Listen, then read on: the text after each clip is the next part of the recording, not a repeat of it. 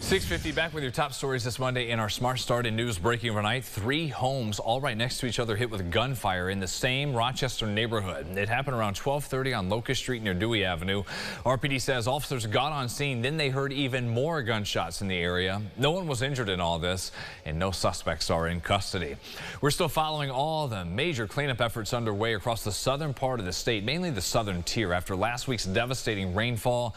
The hardest hit areas such as Steuben County declaring a state of emergency, asking some people to evacuate. That's where Governor Kathy Hochul was Sunday for a tour of the damage, offering support for those in need. She also announced state grants of up to $50,000 available to homeowners in the flooded areas to help them cover the costs of what was done if those repairs are not covered by their insurance. The farm down the road, owned by Mr. Cliff Moss, lost 400 acres of corn, 200 acres of soybeans, hundreds of acres of hay and equipment. We just walked there as well. There's a lot of pain in this community. I saw it in their eyes. I held their hands.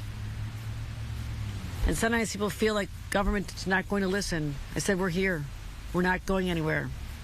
I made that commitment to him.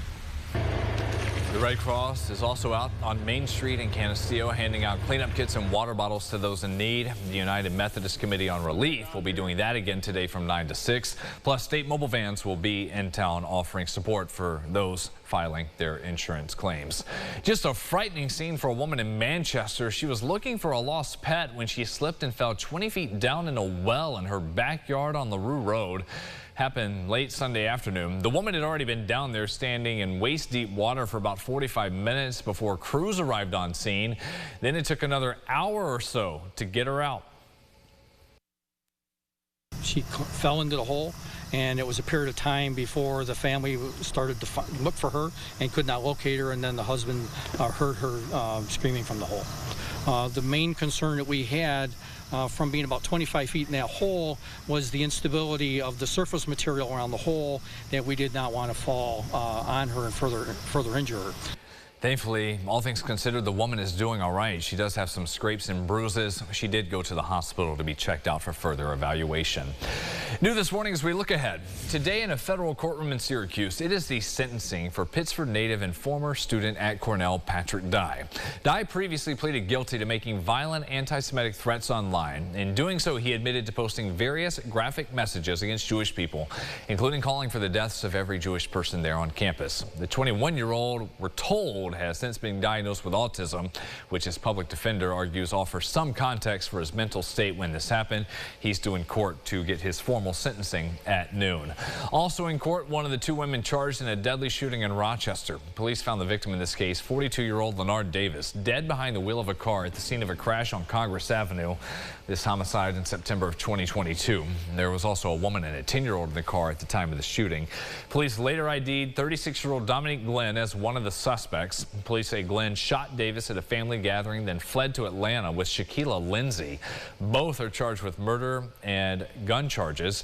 The disposition hearing for Glenn is scheduled for 9:30.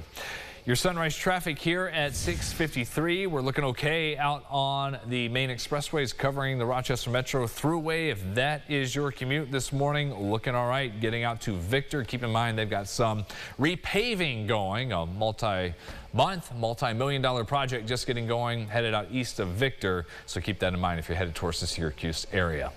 We are fast approaching the middle of back-to-school season. For many, that means back-to-school vaccines, getting those done on time. Aron Spitzer heard from local doctors about the importance of this. She's here in studio. Aron. Yeah, Brennan. So in New York, it is mandatory for children to be vaccinated by the beginning of the school year. A few exceptions are made, like for those with medical needs, which wouldn't allow them to get vaccinated. The local doctors I spoke with are concerned about the rising cases of measles. The measles, mumps, and rubella vaccine, typically called MMR, has been associated socially with autism, though Dr. Beth Orlowski with RR8 says this is false information spread online typically. Jennifer Nyack, an associate professor in pediatric infectious disease with URMC, says already in August there have been over 200 reported cases of measles, including in New York, with nearly 70% of those cases in children, and most of them weren't vaccinated. These diseases are still out there, still can cause significant illness. And, vaccines can prevent and protect your children when you're going into a situation such as school, when you're putting a lot of kids into a classroom, into a situation where, especially with little children, they spread germs very easily. The deadline to have vaccine doses complete is 2 weeks out from the first day. Now, ultimately, the doctors I spoke with say you should consult your pediatrician to make the best decision for your child. Guys, back to you. Ron, thank you. Final check of that forecast here with James. Speaking of back to school, this is the weather we'll be having around that time, you think? Right. Oh, cool. Yeah, for sure. Yeah, starting off around 60, barely getting into the lower 70s the next at least 2 days or so. We warm up pretty quickly tomorrow.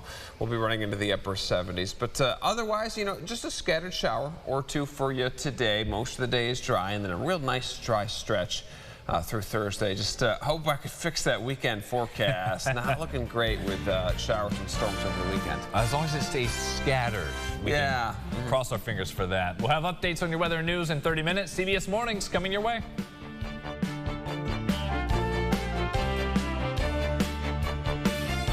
Follow News 8 wherever you are on RochesterFirst.com, Facebook, Twitter, and on our app for news and weather.